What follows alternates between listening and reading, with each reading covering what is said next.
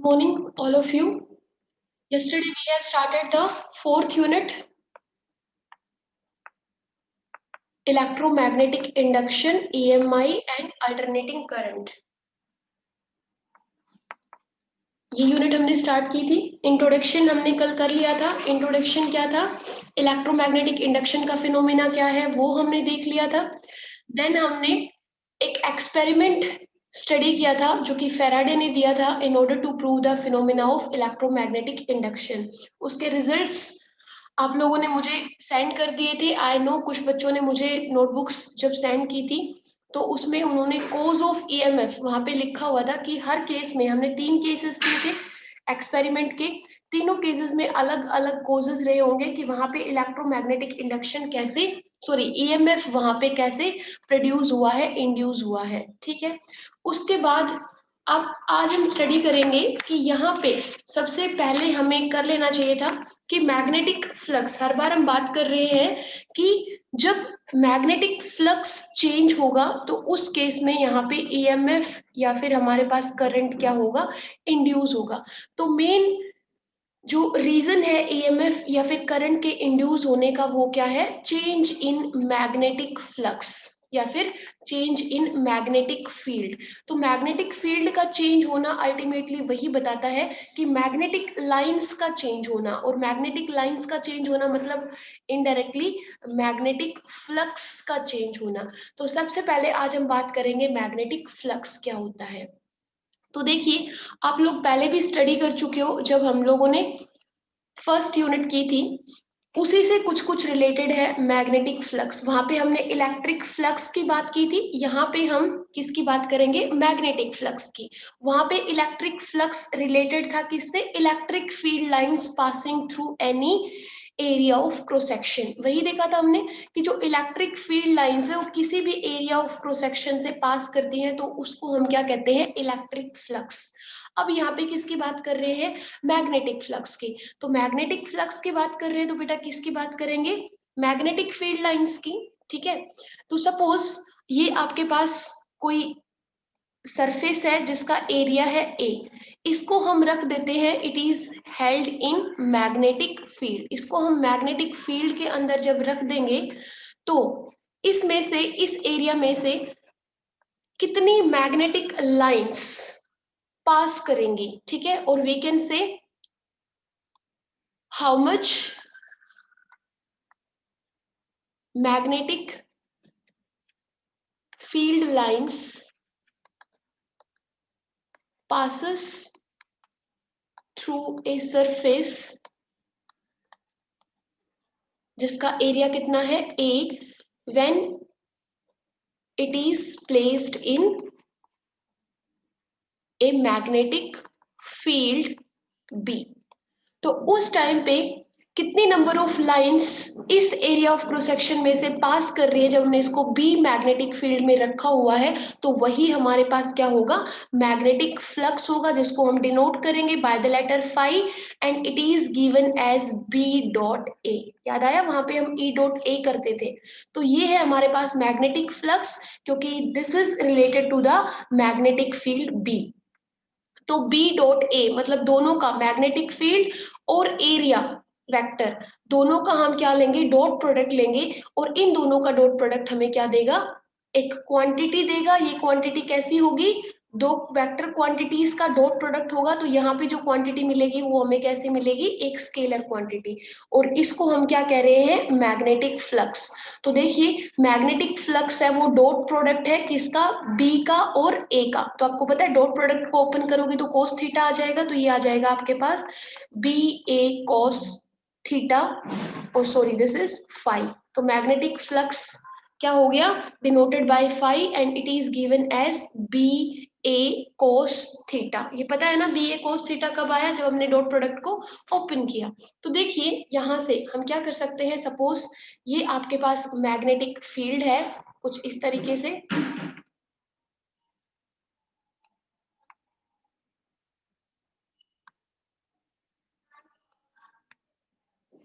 और इस magnetic field में आपने एक एरिया ऑफ एक कोई भी सरफेस है उसको रखा हुआ है। तो ये देखिए मैग्नेटिक फील्ड कुछ इस डायरेक्शन में है आपके पास, this is the direction of magnetic field. Clear. अब इसमें हमने किसी एरिया ऑफ क्रॉस सेक्शन को रखा हुआ है, किसी सरफेस को रखा हुआ है जिसका एरिया ऑफ क्रॉस सेक्शन क्या है, ये देखिए, ये है area of cross section A. तो ये आपके पास सरफेस हो गई। एक मिनट बेटा होल्ड करना। Hello, good morning sir. हाँ जी। नहीं सर, 11th के।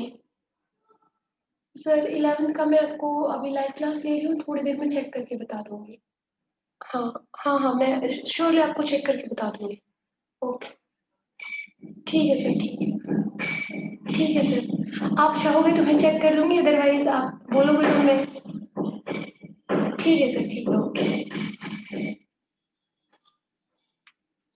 ओके बेटा, तो ये देखिए, इसका जो सरफेस हमने रखा है इस मैग्नेटिक फील्ड के अंदर, इसका जो एरिया वेक्टर होगा, अब आपको पता है हम क्या करेंगे, इसका एरिया वेक्टर देखेंगे कि ये जो सरफेस है जिसका एरिया ए है, इसके अगर हम एक नॉर्मल ड्रॉ कर दे इस सरफेस के, तो जो नॉर्मल की जो डायरेक्शन होगी वही हमारा क्या होगा, इस सरफेस के लिए एरिया वेक्टर की डायरेक्शन होगी। तो देखिए नॉर्मल होगा आउटवर्ड कुछ ऐसे, और ये है बेटा, सॉरी, ये एन से हम डिनोट करेंगे इसको, यूनिट वेक्टर एन से।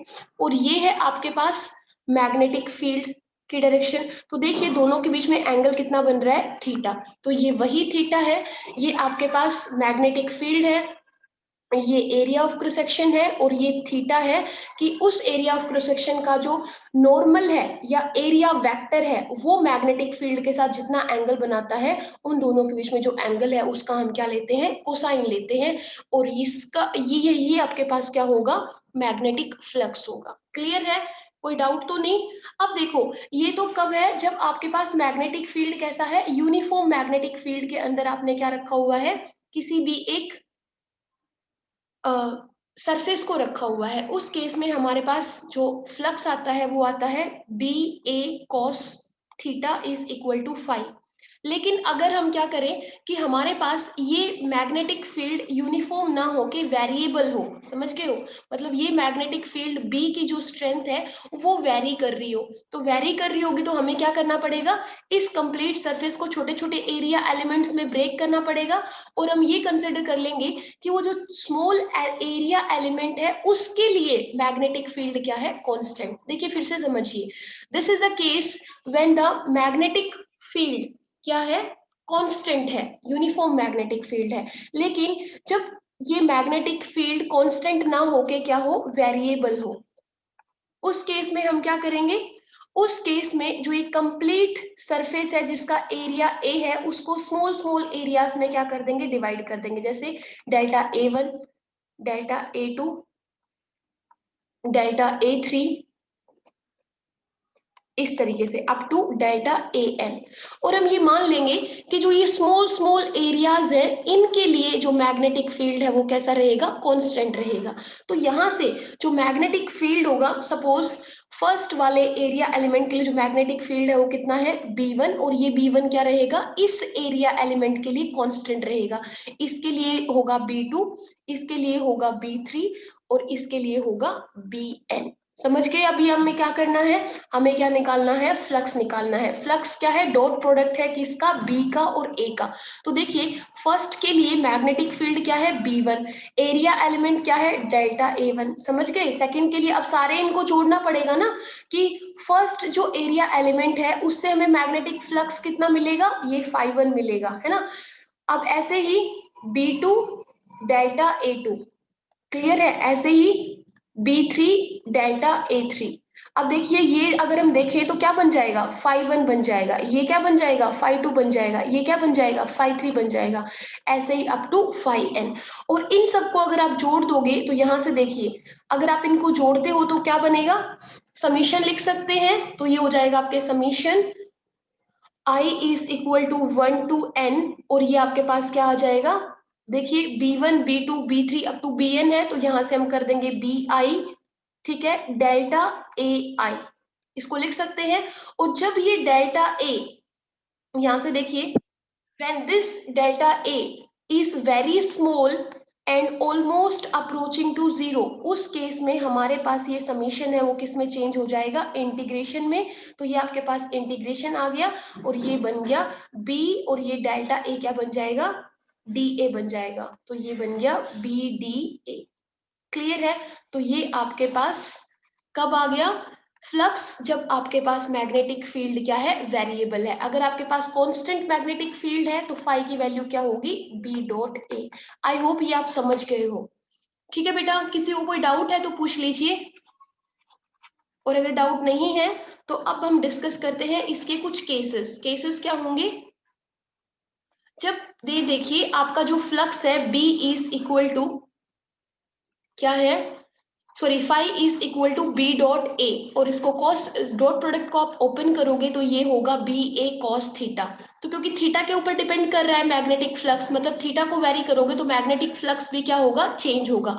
अगर हम कांस्टेंट मैग्नेटिक फील्ड की ही बात करें तो हमारे पास फाई जो है, देखिए वेरिएबल मैग्नेटिक फील्ड मिलना बहुत ही मतलब रेयर केस में आपको ऐसा क्वेश्चन ट्रिक करने के लिए दिया जा सकता है। अदरवाइज जब भी हम मैग्नेटिक फ्लक्स की बात करेंगे तो वहां पे अपना मैग्नेटिक फील्ड जो लेंगे वो यूनिफॉर्म मैग्नेटिक फील्ड लेंगे, इसीलिए हम नॉर्मली यही फॉर्मूला यूज करेंगे फॉर द मैग्नेटिक फ्लक्स। तो यहाँ पे phi is given as B dot A, इसका डॉट प्रोडक्ट ओपन करोगे we will get B A cos theta. तो देखिए यहाँ से फाई जो है वो किसके ऊपर डिपेंड कर रहा है, थीटा के ऊपर डिपेंड कर रहा है। तो थीटा वेरी करेगा तो ये मैग्नेटिक फ्लक्स भी क्या करेगा, वेरी करेगा। तो यहाँ से देखो ये थीटा जब वेरी करेगा, कब वेरी करेगा, एक बार देखिए केस क्या हो जाए, ऐसे हो जाए, सपोज ये आपके पास मैग्नेटिक फील्ड है बेटा, और जो आपका सरफेस है वो भी इसी के अलोंग हो, इसी के अलोंग मतलब ये देखिए ऐसे हो। मैं इसको थोड़ा डिफरेंट कलर से बना देती हूँ, ये देखिए अगर आपके पास सरफेस भी, आपकी जो सरफेस है जिसका एरिया ए है वो भी किसके अलोंग है, टेंजेंशियली है ना, किसके, वो लाई कर रही है tangentially to the magnetic field. ये अगर मैग्नेटिक फील्ड की डायरेक्शन है और ये आपका सरफेस है, तो देखिए सरफेस तो एरिया, जो ये सरफेस आपने रखी है वो इस मैग्नेटिक फील्ड के साथ कितना एंगल बना रही है, 0 डिग्री का। लेकिन हमें तो क्या देखना होता है, हमें देखना होता है एरिया वेक्टर। जब आप इस डायरेक्शन में, ये देखिए मैं आपको दिखा रही हूँ, जब आप इस डायरेक्शन में, ये आपका मैग्नेटिक फील्ड है इस डायरेक्शन में, देखिए इसी डायरेक्शन में, और ये आपने सरफेस रखी हुई है, तो सरफेस इसके साथ एंगल कितना बना रही है, सरफेस तो 0 डिग्री एंगल बना रही है, लेकिन हम सरफेस को नहीं देखते हैं, हम सरफेस का एरिया वेक्टर किस डायरेक्शन में पॉइंट कर रहा है उसको देखते हैं। तो सरफेस अगर ऐसे है तो उसका एरिया वेक्टर तो बेटा अपवर्ड डायरेक्शन में होगा ना, समझ गए। अगर आपने सरफेस ऐसे रखी है तो एरिया वेक्टर क्या होगा, आउटवर्ड डायरेक्शन में, समझ गए। अगर ऐसे है तो भी या तो ऐसे होगा या फिर ऐसे होगा। तो अगर मैग्नेटिक फील्ड भी इसी डायरेक्शन में है, इस डायरेक्शन में है, और सरफेस भी इसी डायरेक्शन में है, तो सरफेस लाई कर रही है एरिया इस मैग्नेटिक फील्ड के साथ, कैसे, टेंजेंशियली। लेकिन इस सरफेस से आउटवर्ड जो आपके पास एरिया वेक्टर होगा वो कुछ ऐसे होगा, जो कि मैग्नेटिक फील्ड के साथ एंगल कितना बनाएगा, 90 डिग्री। समझ गए, 90 डिग्री बनाएगा तो cos 90 कितना होगा आपके पास, 0। तो समझ गए होंगे आप, हमें वही करना है बस। अब करेंगे क्या, ये देखिए इस केस में आपके पास जो एरिया वेक्टर होगा बेटा वो अपवर्ड डायरेक्शन में होगा, ऐसे। ये आपके पास हो गया सरफेस का एरिया वेक्टर, और ये है मैग्नेटिक फील्ड, दोनों के बीच में एंगल कितना, 90 डिग्री। तो इस केस में जब आपकी सरफेस, फर्स्ट केस में सरफेस कैसे है, this surface is touching the magnetic field tangentially. Tangentially पता है ना, ये अगर एक सर्कल है तो उसके ऊपर टेंजेंट ऐसे ड्रॉ करोगे तो देखिए वही है। तो यहाँ पे सरफेस लाई कर रही है कैसे, tangentially to the magnetic field. इस केस में थीटा कितना होगा, 90 डिग्री, और थीटा 90 होगा तो मैग्नेटिक फ्लक्स कितना आ जाएगा, बी ए कॉस 90, cos 90 0, तो फ्लक्स कितना हो जाएगा, 0, मतलब मिनिमम मैग्नेटिक लाइंस इसमें से क्या करेंगी, पास करेंगी। क्योंकि आप देख रहे हो ये लाई करेंगी तो सारे के सारे लाइंस जो मैग्नेटिक फील्ड लाइंस है या तो इस सरफेस के अपवर्ड में से निकल जाएंगी या फिर डाउनवर्ड में से निकल जाएंगी। रेयरली ही कोई मैग्नेटिक फील्ड लाइन इसके अंदर से पास करेगी। तो मिनिमम मैग्नेटिक फ्लक्स कब होगा, जब आपका जो सरफेस है, ठीक है, वो मैग्नेटिक फील्ड को टच करे, कैसे, टेंजेंशियली। केस समझ आ गया होगा। सेकंड केस कब होगा, जब हमारी सरफेस हम बिल्कुल कैसे रख दे, इस मैग्नेटिक फील्ड के परपेंडिकुलर रख दे। देखिए मैं आपको समझाती हूँ। ये आपके पास मैग्नेटिक फील्ड है, ठीक है, जो आपके पास डायरेक्शन है जिसकी किसके डायरेक्शन में, ये जो ये पॉइंट देख रहे हो इस पेन का, उसी डायरेक्शन में आपका मैग्नेटिक फील्ड है, मतलब यहाँ से यहाँ। और ये आपकी सरफेस रखी हुई है, तो सरफेस इस मैग्नेटिक फील्ड के साथ एंगल कितना बना रही है, 90 डिग्री का। लेकिन इस सरफेस से आउटवर्ड जो एरिया वेक्टर होगा वो क्या होगा, वो भी तो इसी डायरेक्शन होगा। इसी डायरेक्शन में आपका एरिया वेक्टर है, और इसी डायरेक्शन में आपका क्या है, मैग्नेटिक फील्ड है। मतलब मैग्नेटिक फील्ड और सरफेस से आउटवर्ड एरिया वेक्टर दोनों क्या है, सेम लाइन में है। मतलब दोनों के बीच में एंगल कितना बन रहा है, 0 डिग्री। समझ गए आप? तो देखिए मैं ये ड्रॉ कर देती हूँ आपके लिए। सपोज ये आपके पास मैग्नेटिक फील्ड है, ठीक है, कुछ इस डायरेक्शन में।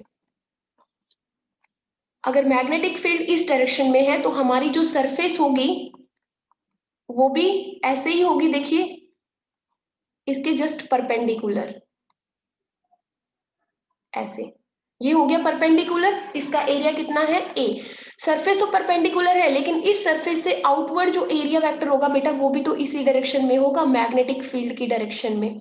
तो ये हो गया एरिया वेक्टर। दोनों के बीच में एंगल कितना, यहाँ पे थीटा है आपके पास 0 डिग्री। तो थीटा 0, तो आपको अगेन वही यहाँ पे थीटा बस 0 पुट कर देना है।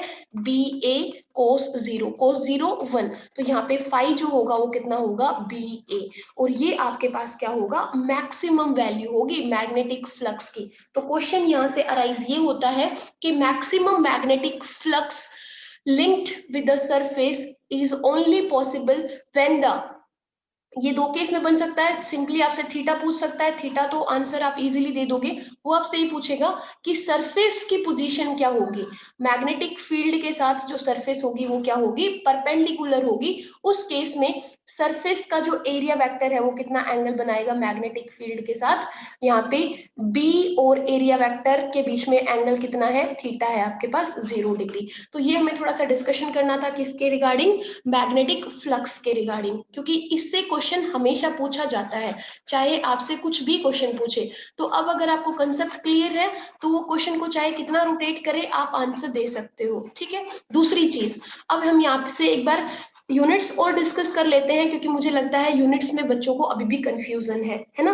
तो देखिए बेटा, फाई आपके पास कितना आ गया, बी डॉट ए। अब समझ आ गया ना, बी डॉट ए हम क्यों लेते हैं, क्योंकि जब थीटा 0 डिग्री था उस केस में आपके पास मैग्नेटिक फ्लक्स कितना आया था, बी ए, जो कि मैक्सिमम फ्लक्स था। That's why we are writing magnetic flux is given as dot product of two vector quantities B and A, ठीक है। अब देखो यहां से आपके पास ये तो क्या हो गया, मैग्नेटिक फ्लक्स, ठीक है। मैग्नेटिक फ्लक्स क्या है, बी डॉट ए।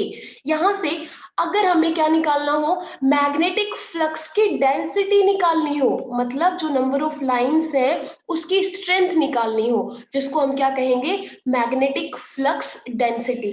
तो वो जो मैग्नेटिक फ्लक्स डेंसिटी या फिर मैग्नेटिक फ्लक्स की strength, strength of magnetic field, उसको हम कैसे निकालेंगे, बी से निकालेंगे। वो होगा बी, मैग्नेटिक फ्लक्स डेंसिटी बोल सकते हैं, या फिर हम क्या कहेंगे, मैग्नेटिक फील्ड स्ट्रेंथ बी। वो क्या होगी, वो होगी हमारी फाई बाई ए। तो मैं आपको वही बता रही हूँ, फाई मतलब मैग्नेटिक फ्लक्स, ये हो गया वेबर, और एरिया मतलब मीटर स्क्वायर। तो आपके पास यहाँ से यूनिट आ गई क्या, वेबर पर मीटर स्क्वायर। ये किसकी यूनिट है, ये फ्लक्स की यूनिट नहीं है, ये किसकी यूनिट है, मैग्नेटिक फील्ड इंटेंसिटी, और we can say flux density. तो प्लीज कंफ्यूज नहीं होइए, फ्लक्स की एसआई यूनिट क्या है आपके पास, वेबर है, ठीक है। एसआई यूनिट की बात कर रही हूँ, किसकी, फ्लक्स की एसआई यूनिट, मैग्नेटिक फ्लक्स की एसआई यूनिट क्या है, वेबर है। अगर हम फ्लक्स की सीजीएस में यूनिट की बात करें, सीजीएस सिस्टम के अंदर, तो वो क्या होगी, वो होगी आपके पास मैक्सवेल। याद रख लीजिए मैक्सवेल, इसको डिनोट करते हैं एम एक्स से। तो देखिए मैग्नेटिक फ्लक्स की दो यूनिट्स की हमने बात की है, एक तो एसआई यूनिट क्या होगी, वेबर, इसको हम डिनोट करते हैं डब्ल्यू बी से। दूसरी फ्लक्स की सीजीएस के यूनिट के अंदर, सीजीएस सिस्टम के अंदर यूनिट क्या होगी, मैक्सवेल, जिसको हम डिनोट करते हैं एम एक्स से। दूसरा हमने मैग्नेटिक फ्लक्स मतलब मैग्नेटिक लाइंस मतलब मैग्नेटिक फील्ड, तो इन तीनों की डेंसिटी या फिर स्ट्रेंथ को बोलते हैं magnetic flux density, magnetic field density, magnetic flux strength या फिर मैग्नेटिक फील्ड स्ट्रेंथ, जिसको हम डिनोट करते हैं बाय द लेटर बी, जो कि इक्वल होगा 5/A वेबर पर मीटर स्क्वायर। कोई डाउट तो नहीं इसमें? पक्का? चले आगे। ओके, अब यहां से आप लोगों ने यूनिट्स निकाल ली हैं। अब यहाँ से डायमेंशनल फॉर्मूला भी निकाल सकते हो ना, कोई बड़ी बात नहीं है। आपको पता है फाई इज इक्वल टू क्या है, हमारे पास phi is equal to B dot A है, यही है। यहाँ से आप क्या कर सकते हो, इसका जब डॉट प्रोडक्ट ओपन करोगे तो ये बन जाएगा बी ए कॉस थीटा, बन जाएगा ना। यहाँ से मैग्नेटिक फील्ड एफ बी की, बी को कहाँ से लेके आओगे, आपको पता है हमने एक एफ को लिखा था क्यू वी बी, कब लिखा था, जब कोई चार्ज पार्टिकल मैग्नेटिक फील्ड में मूव करता है तो उसके ऊपर फोर्स कितना लगता है, F is equal to Q V B. इसलिए बोलती हूँ कि थर्ड यूनिट को अच्छे से लर्न कर लो, अच्छे से समझ लो एक एक टॉपिक को। यहाँ पे ये फॉर्मूला कब आया था, ये फॉर्मूला तब आया था जब आपके पास कोई चार्ज पार्टिकल है और वो चार्ज पार्टिकल किसी मैग्नेटिक फील्ड के अंदर मूव करता है, तो that charge particle will experience a force due to that magnetic field जिसके अंदर वो मूव कर रहा है। तो उसके ऊपर जो फोर्स लगेगा वो कितना था, क्यू वी बी। यहाँ से हम बी की वैल्यू निकाल सकते हैं, वो आएगी एफ ओवर क्यू वी, वही यहाँ पे पुट कर दीजिए। ये फाई जो होगा आपके पास क्या बन जाएगा, F over Q V A cos theta. Clear है? यहाँ से बस कोस थीटा की तो हमें डायमेंशंस लिखने की जरूरत नहीं है। फोर्स हमारे पास क्या है, m1 l1 t-2, हाँ लॉरेंज फोर्स। एरिया क्या होगा आपके पास, l स्क्वायर होगा, और ये आपके पास q मतलब चार्ज, चार्ज मतलब a इंटू टी, और ये हो गया वेलोसिटी, वेलोसिटी मतलब मीटर पर सेकेंड, लेंथ अपॉन में टाइम, तो ये हो गया लेंथ और t-1। इसको सोल्व कर लीजिए, that would be the dimensional formula for only magnetic flux phi. ठीक है, ओके। हाँ लॉरेंज फोर्स कहते हैं, लॉरेंज फोर्स ही कहते हैं। अब बात करते हैं हम किसकी, आपका इंपॉर्टेंट कंसेप्ट, थोड़ा सा कंफ्यूजिंग, कंफ्यूज अगर आप होगे तो आपको कंफ्यूज करेगा, अगर आप नहीं कंफ्यूज होगे तो नहीं करेगा। नेक्स्ट है आपके पास Lenz law, LENZ, Lenz, Lenz law. Lenz law क्या है, देखिए अभी तक हमने बात की थी इलेक्ट्रोमैग्नेटिक इंडक्शन के अंदर, किसकी बात की थी, कि जब भी हम किसी कॉइल से लिंक्ड मैग्नेटिक फ्लक्स को या मैग्नेटिक फील्ड को चेंज करते हैं तो वहां पे क्या इंड्यूस होता है, EMF इंड्यूस होता है, करंट इंड्यूस होता है। यही चीज हमने अभी तक स्टडी की है। अब इसके ऊपर हम स्टडी करने वाले हैं, इसको बेस बना के। अब हम ये स्टडी करेंगे आज के क्लास में कि जो ये EMF इंड्यूस हुई है या करंट इंड्यूस हुआ है, इसकी डायरेक्शन क्या है। समझ गए? लेंस लॉ के अंदर हम स्टडी करेंगे कि जो EMF इंड्यूस हुआ है और EMF के इंड्यूस होने से जो करंट इंड्यूस हुआ है उस करंट की डायरेक्शन क्या है, that is given by Lenz law. That means Lenz law gives us the direction of current, और ये करंट क्या हुआ है, इंड्यूस हुआ है, तो current induced in the circuit. बात समझ आ गई? लेंस लॉ में हमें क्या करना है, Lenz law actually gives us the direction of current induce in the circuit, कि सर्किट के अंदर जो हमने मैग्नेटिक फ्लक्स को चेंज किया, तो उस केस में मैग्नेटिक फ्लक्स के चेंज करने से जो करंट इंड्यूस हुआ है उस करंट की, इंड्यूस्ड करंट की डायरेक्शन क्या होगी, that direction is given by the Lenz law. ये हमें समझना है और इसको अच्छे से समझेंगे। लेंस लॉ का पर्पस समझ आ गया, लेंस लॉ क्यों यूज होता है, तो ये हमें करंट की डायरेक्शन देता है, जो करंट हमारे सर्किट में इंड्यूस हुआ है। अब देखिए लेंस लॉ के अकॉर्डिंग, लेंस लॉ में ये बताता है, अकॉर्डिंग टू लेंस लॉ जो डायरेक्शन होगी करंट की वो कुछ ऐसी डायरेक्शन होगी कि ये क्या होगा, ये जो करंट है उसकी डायरेक्शन कुछ ऐसी होगी कि ये अपोज करेगा, किसको अपोज करेगा, मैग्नेटिक फ्लक्स के अंदर चेंज को, मैग्नेटिक फ्लक्स के अंदर जो चेंज हो रहा है उसको ओपोज करेगा। देखिए मेरी बात समझिए, आपको पता है यहाँ पे हमने कल बात की थी कि आपके पास जो मैग्नेटिक फ्लक्स है ना, सॉरी, ईएमएफ जो इंड्यूस हुआ है या फिर करंट जो इंड्यूस हुआ है वो किसकी वजह से हुआ है? मैग्नेटिक फ्लक्स के अंदर चेंज होने की वजह से हुआ है। ठीक है, अगर magnetic flux linked with the coil अगर चेंज नहीं होगा तो क्या करंट इंड्यूस होगा? नहीं होगा। करंट तभी इंड्यूस होगा, ईएमएफ तभी इंड्यूस होगा व्हेन द मैग्नेटिक फ्लक्स, और you can say magnetic field lines, और you can say magnetic field linked with the coil क्या हो रहा है? चेंज हो रहा है। उसको चेंज करने के बहुत सारे वेज हमने कल देखे। Either we can change the magnetic flux by moving the magnet either towards the coil और अवे फ्रॉम द कॉइल। दूसरा केस भी देखा था, थर्ड केस भी देखा था, इसमें हम लोग टैपिंग की को प्रेस और रिलीज करके क्या कर रहे थे? मैग्नेटिक फील्ड को चेंज कर रहे थे। तो एक चीज देखिए बेटा, ये मैग्नेटिक फ्लक्स के चेंज को ये क्या कर रहा है? ओपोज कर रहा है। और मैग्नेटिक फ्लक्स के चेंज होने की वजह से ही करंट क्या हुआ है? इंड्यूस हुआ है। तो जिस रीजन से, जिस कोज से ये इंड्यूस हुआ है उसी कोज को ये क्या कर रहा है? ओपोज कर रहा है। फिर से समझिए, ये मैग्नेटिक फ्लक्स के चेंज होने की वजह से तो प्रोड्यूस हुआ है, मतलब जिसकी वजह से पैदा हुआ है उसी को क्या कर रहा है? ओपोज कर रहा है। मैग्नेटिक फ्लक्स में चेंज हुआ, चेंज होने को ये ओपोज कर रहा है। ये लेंस ला ये बोल रहा है कि करंट की डायरेक्शन होगी वो ऐसी डायरेक्शन होगी कि ये मैग्नेटिक फ्लक्स के चेंज को ओपोज करेगा। तो मतलब ये मैग्नेटिक फ्लक्स के चेंज होने की वजह से ये करंट इंड्यूस हुआ है सर्किट के अंदर, और उसी चेंज को, मैग्नेटिक फ्लक्स के चेंज को ये बोल रहा है कि मैं तुझे चेंज नहीं होने दूंगा। बात समझ आ गई?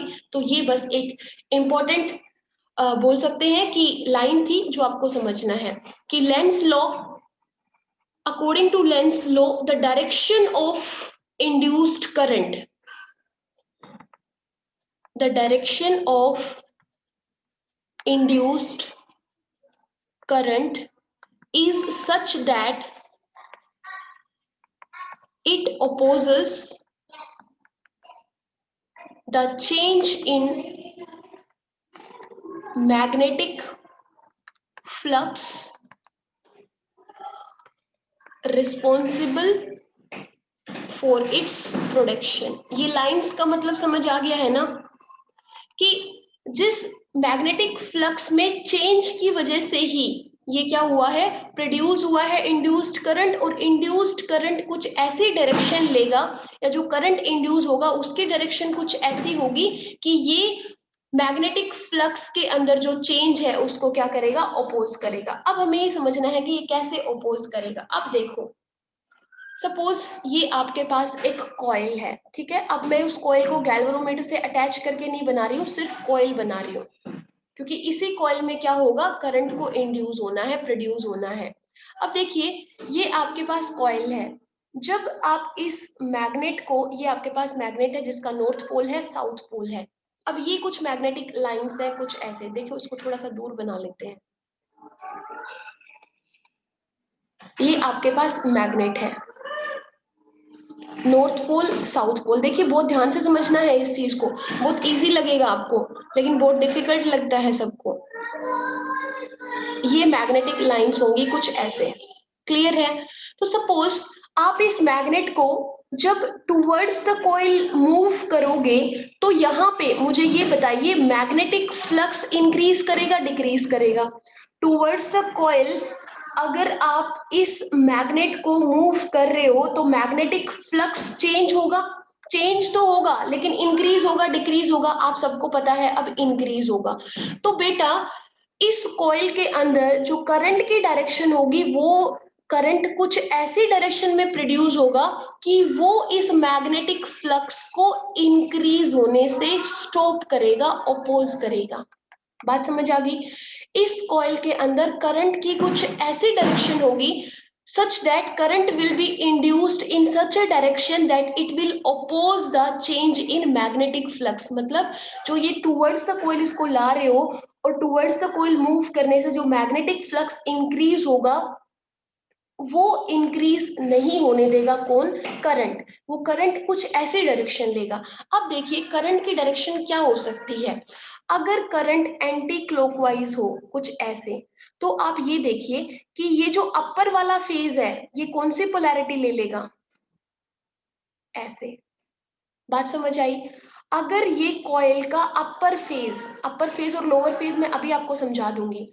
अगर इसमें से करंट कैसे फ्लो हो जाए? एंटी क्लॉकवाइज फ्लो हो जाए। आप देख रहे हो ना ये एंटी क्लॉकवाइज है, तो एंटी क्लॉकवाइज फ्लो हो जाए तो कॉइल का वो फेज जो कि किसको फेस कर रहा है? मैग्नेट को फेस कर रहा है। मतलब मैग्नेट को फेस करने वाला इस कॉइल का फेज, अपर फेज कैसा बन जाए? नॉर्थ बन जाए। तो आपको पता है नॉर्थ नॉर्थ के बीच में क्या होगा? अगर अपर वाला फेज जो अब कॉइल का वो फेज जो कि इस मैग्नेट को फेस कर रहा है अगर नॉर्थ पोलैरिटी अटेन कर ले तो नॉर्थ नॉर्थ एक दूसरे को क्या करेंगे? रिपेल करेंगे। और रिपेल करेंगे बेटा तो ये मैग्नेट जो है वो टूवर्ड्स द कॉइल ये क्या करेगा? उसको रिपेल करेगा। मतलब जो मैग्नेटिक फ्लक्स इंक्रीज होना था वो इंक्रीज नहीं हो पाएगा। ये चीज समझ आई? नहीं समझ आया? देखिए टूवर्ड्स द कॉइल जब आप मैग्नेट को इस कॉइल की तरफ मूव करोगे तो मैग्नेटिक फ्लक्स इंक्रीज करेगा। लेकिन इस कॉइल के अंदर करंट की कुछ ऐसी डायरेक्शन होगी कि ये इस मैग्नेटिक फ्लक्स के चेंज होने को अपोज करेगा। तो वो कब कर सकता है? जब ये कॉइल है उस कॉइल का अपर फेज कौन सी पोलैरिटी गेन कर ले? नॉर्थ पोलैरिटी गेन कर ले। तो नॉर्थ नॉर्थ एक दूसरे को क्या करेंगे? रिपेल करेंगे। ये मैग्नेट इस कॉइल की तरफ मूव नहीं कर पाएगा और मूव नहीं कर पाएगा तो मैग्नेटिक फ्लक्स भी इंक्रीज नहीं कर पाएगा। देखिए कॉइल के दो फेज होने का मतलब क्या है? एक तो कॉइल, एक मिनट,